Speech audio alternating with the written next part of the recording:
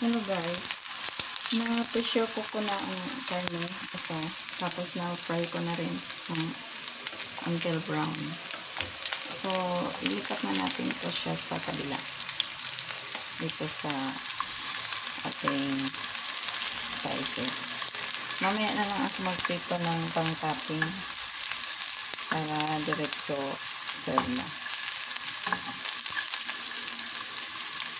So, ang gawin guys, ilipat natin ito dito sa kabila. Ilipat natin dito.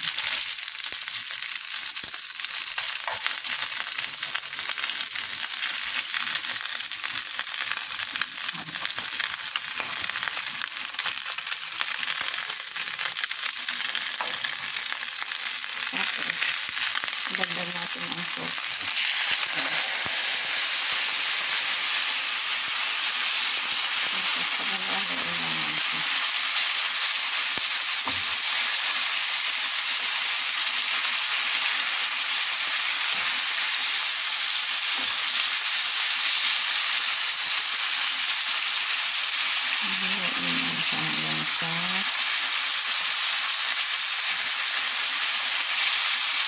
Luto ang sauce.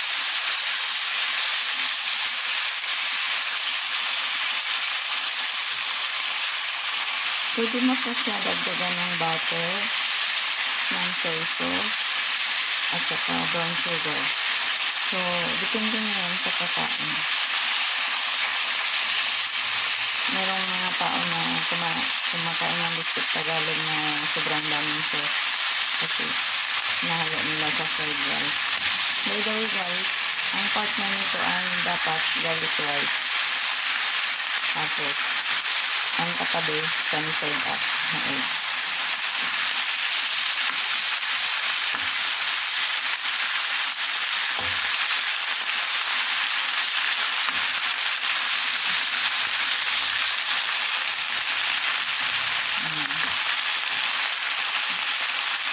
So, yung kakain nito, hindi naman masyadong mahilig sa sauce.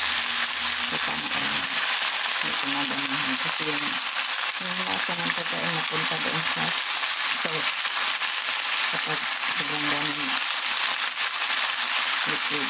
So, thank you so much guys for watching.